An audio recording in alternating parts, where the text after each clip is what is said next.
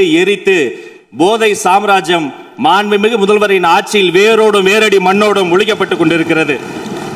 அது மட்டுமல்ல, குடிபோதையில் வாகனம் ஓட்டுவதற்கு எதிராக சிறப்பாக காவல்துறை செயல்பட்டு 16,031 பேர் குடிபோதையில் வாகனம் ஓட்டியது தொடர்பான வழக்குகள் பதிவு செய்யப்பட்டிருக்கிறது. பெண்கள் மற்றும் குழந்தைகளுக்கு எதிரான குற்றங்களை குறித்து பலரும் தங்களுடைய பேச்சுகளில் சுட்டிக்காட்டினார்கள். சிங்கப்பெண் சிறப்பு படை என்பது வரலாற்று சிறப்புமிக்க பொன்னெழுத்துக்களால் பொறிக்கப்பட வேண்டிய ஒரு மாபெரும் முயற்சி. இந்த சிங்கப்பெண் சிறப்பு படை திட்டத்தினுடைய முதல் கட்டம் phase 1 இப்பொழுது தொடங்கப்பட்டிருக்கிறது. பின்பு phase 2, phase 3 என்று அடுத்தடுத்த கட்டங்கள் வரும்.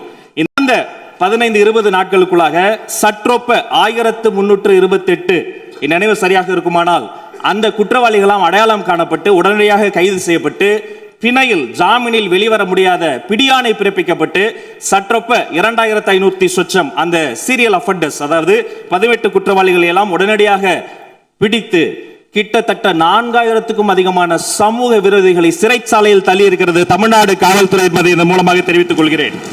பொதுவாக மாண்புமிகு சட்டப்பேரவை உறுப்பினர்கள் பேசுகிற போது கூட ஒரு உறுப்பினர் சொன்னார், சட்டம் ஒழுங்கு எப்படி இருக்கிறது, பெண்களுக்கு எதிரான குற்றங்கள் அதிகரித்திருக்கிறது. மாண்புமிகு முதல்வர் நிதி ஆயோக் கூட்டத்தில் பேசிய பொழுது தமிழ்நாட்டு பெருமளை எல்லாம் சொன்னார், அதற்கெல்லாம் நாங்கள் தான் காரணம்.